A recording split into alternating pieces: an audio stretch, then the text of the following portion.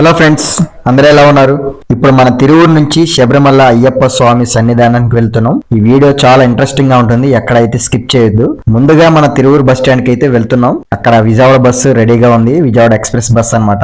ఇప్పుడైతే bus ఎక్కుదాం. Feeling చాలా excited అన్నమాట. బస్ ఎక్కాం, అలా ట్రావెల్ అవుతుంది. ఈ 2.5 గంటల జర్నీ తర్వాత ఇప్పుడే విజయవాడ చేరుకున్నాం. మన విజయవాడ గొల్లపూడిలో శ్రీ ధర్మశాస్త్ర అయ్యప్ప స్వామి టెంపుల్ కి చేరుకున్నాం అన్నమాట.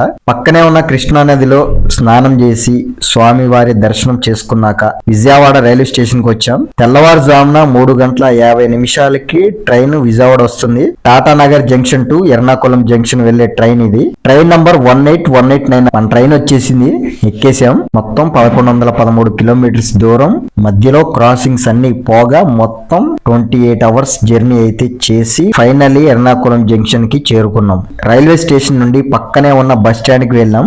అందుబాటులో రెడీగా ఉన్న కేఎస్ఆర్టీసీ బస్సెస్ లో ఎర్నాకుళం నుంచి పంబాకు వెళ్లే బస్సు ఎక్కాం. మొదట ఎరుమేలి వెళ్ళాలి కాబట్టి ఎరుమేలి వరకు టికెట్ తీసుకున్నాం. ఈ బస్సు వెళ్లే దారి చుట్టూ కొండలు, ఆహ్లాదకరమైన వాతావరణంతో, రోడ్డుకి ఇరువైపులా గమ్ ట్రీస్ తోటలు, పైనాపిల్ తోటలతో మాత్రం అదిరిపోయింది. అసలు బస్సులో యేసుదాసు గారి మలయాళం లాంగ్వేజ్ అయ్యప్ప స్వామి పాటలతో బస్సు నిండా స్వాముల శరణ ఘోషతో 100 కిలోమీటర్ ప్రయాణంతో ఎరుమేలి చేరుకున్నాం. ఫైనలీ ఎరుమేలిలో బస్సు దిగిన తరువాత లగేజ్ అంతా అండ్ ఎరుముళ్ళు ఒక దగ్గర ఉంచి అలా నడుచుకుంటూ రోడ్డుకి ఇరువైపులా ఉన్న షాప్స్ లో రంగులు, ఇతర సామాగ్రి కొనుక్కొని రంగులు ఒంటికి పూసుకొని బొమ్మలు, బాణాలు, అయ్యప్ప స్వామి నామస్మరణంతో డాన్సులు వేసుకుంటూ వావర్ మసీదుకి వెళ్తారు. దీన్ని పెట్టతుల్లాలని పిలుస్తారు. ఇక్కడి నుంచి చాలా జాగ్రత్తగా వినండి, స్వామి వారి చరిత్ర మొదలవుతుంది. చరిత్రలోకి వెళ్లే ముందు కొత్తగా చూస్తున్న వాళ్ళు ఎవరైనా ఉంటే సబ్స్క్రైబ్ చేసుకొని ఒక లైక్ ఇవ్వండి చాలు. అలాగే పాత వాళ్ళు ఎవరైనా ఉంటే మన ఛానల్ ని ఇప్పుడే సబ్స్క్రైబ్ చేసుకోండి. స్వామివారి చరిత్ర గురించి అయితే తెలుసుకుందాం. అసలు ఈ వావర్ మసీద్ ఏంటి, ముస్లిం అయినటువంటి వావర్ స్వామికి అయ్యప్ప స్వామికి సంబంధం ఏంటి అనుకుంటున్నారా?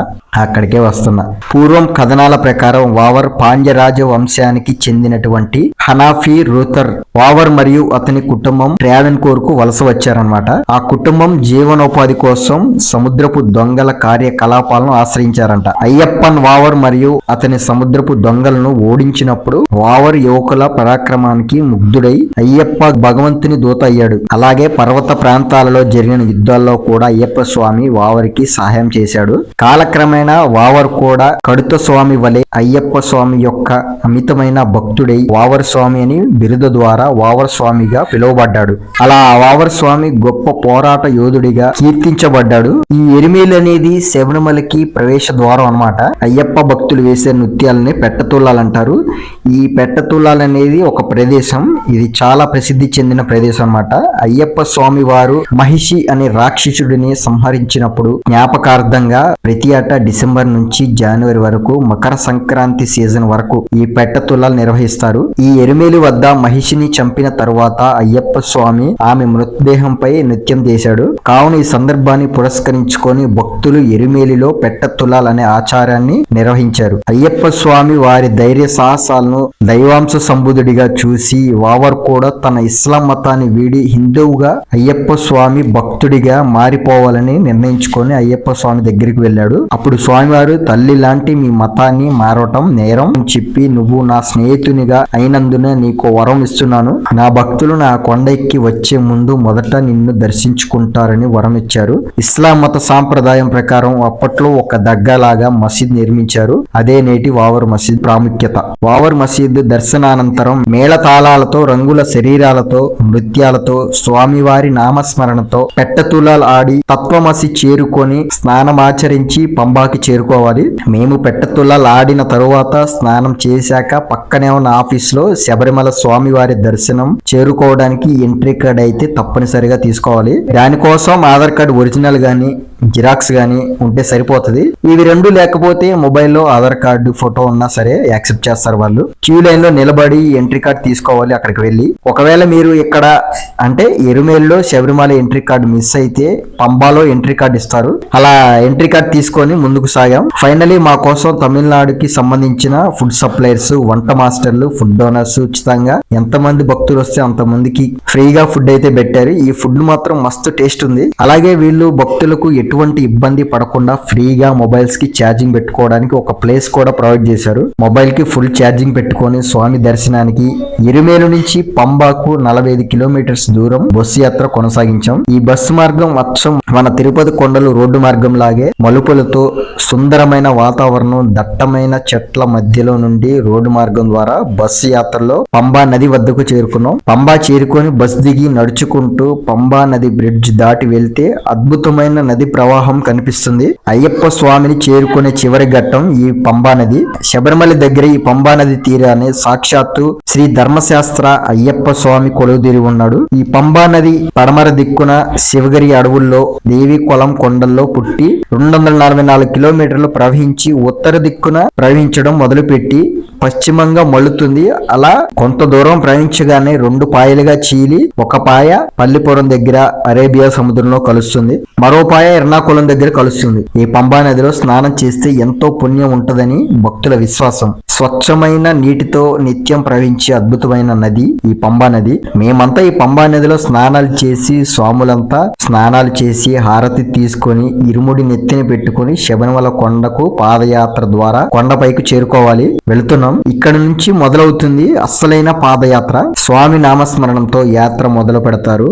మొదటగా కన్నిమూల గణపతి స్వామివారి దర్శనం చేసుకుంటారు. దర్శనం అనంతరం ఒక టెంకాయ కొట్టి మళ్లీ నడక యాత్ర కొనసాగిస్తారు. అక్కడున్న ఫారెస్ట్ చెక్ పోస్ట్ దగ్గర అలసట లేకుండా భక్తులకు కొబ్బరి బొండలు కూడా అవైలబిలిటీలో ఉన్నాయి. ఒక్కో కొబ్బరి బొండం 50 రూపీస్ కి ఇస్తున్నారు. మస్తు టేస్ట్ ఉన్నాయి ఈ కొబ్బరి నీళ్లు మాత్రం. అలా నడక యాత్ర ద్వారా నీలిమల కొండ ఎక్కుతూ మా ప్రయాణం సాగిస్తున్నాం. ఈ దట్టమైన దండకారణ్యంలో మార్గంకి ఇరువైపులా భక్తుల కోసం పానీయాలు, ఆహార పదార్థాలు లభించే షాప్స్ తో ట్యూబ్లైట్స్ వెలుగులతో మార్గం అంతా అందంగా నిర్మించారు.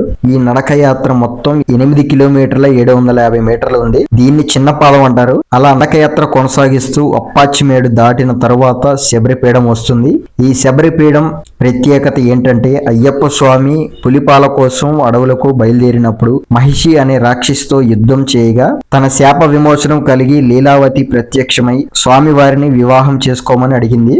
అందుకు స్వామివారు సమ్మతించక ఈ జన్మలో నేను నిత్య బ్రహ్మచారినై సకల మానవాళికి రక్షణార్థం కాపాడుతాను, కాబట్టి నేను నిన్ను వివాహం చేసుకోనని చెప్తారనమాట. అప్పుడు ఆ లీలావతి దేవి మీకోసం పరితపించిన నా సంగతి ఏమిటి స్వామి, నా వివాహం సంగతి ఏంటి అని అడగ్గా అప్పుడు ఆ స్వామివారు దేవి మొదటిసారి మాల ధరించి కన్యస్వామిగా 41 రోజులు దీక్ష చేసి ఇరుముడి తలపై దాల్చి నా సన్నిధానికి రారో అప్పుడు మనం వివాహం చేసుకుందామని ఆ లీలావతికి మాట ఇచ్చాడు. ఆ సన్నివేశానికి గుర్తుగా ప్రతి ఏటా తొలిసారి మాల వేసిన వాళ్ళు తమ వెంట తెచ్చుకున్న బాణాన్ని శరం గుత్తి దగ్గర గుచ్చి కత్తిస్వాములు, కన్యస్వాములు బాణాలు కత్తులు ఇక్కడ గుచ్చి తమ ప్రయాణాన్ని సాగిస్తారు. ఇక్కడి నుంచి స్వామి సన్నిధానాన్ని చేరుకోవడానికి చాలా సులభం. కేవలం 1 కిలోమీటర్ దూరం మాత్రమే ఉంటుంది. ఈ 1 కిలోమీటర్ మార్గంలో భక్తులు అధిక సంఖ్యలో ఇసుక వేస్తే రాలనంత జనం ఉంటారు. చాలా నెమ్మదిగా కొనసాగిస్తుంది ఈ యాత్ర మాత్రం. చివరిగా సన్నిధానంకి దగ్గరలో పెద్ద క్యూ లైన్ ఉంటుంది. స్వాములు సివిల్ భక్తి లైన్లు వేరువేరుగా చేస్తారు. స్వాములు 18 బంగారు మెట్లు ఎక్కి స్వామి సన్నిధి చేరుకుంటారు. సివిల్ భక్తులు సపరేట్ లైన్ ద్వారా 18 మెట్లు ఎక్కకుండా వేరే మార్గం ద్వారా చివరికి సన్నిధానం చేరుకొని స్వాముల లైన్ లో కలుస్తారు. అయ్యప్ప స్వాములు సివిల్ భక్తులు అందరూ కలిసి మొత్తం 3 లైన్స్ ద్వారా క్యూ లైన్స్ కొనసాగుతూ ఆఖరి ఘట్టమైనటువంటి స్వామివారి గర్భగుడి రానే వస్తుంది. సాక్షాత్తు ఆ హరిహరసుతుడు అయ్యప్ప స్వామి వారి దివ్య దర్శనం లభిస్తుంది. ఆయన్ని చూడాలంటే 2 కన్నులు చాలవు. కేవలం 5 సెకండ్లు దర్శనం అయ్యే సందర్భంలో ఒళ్ళు గగుర్లు పొడిచేస్తాయి.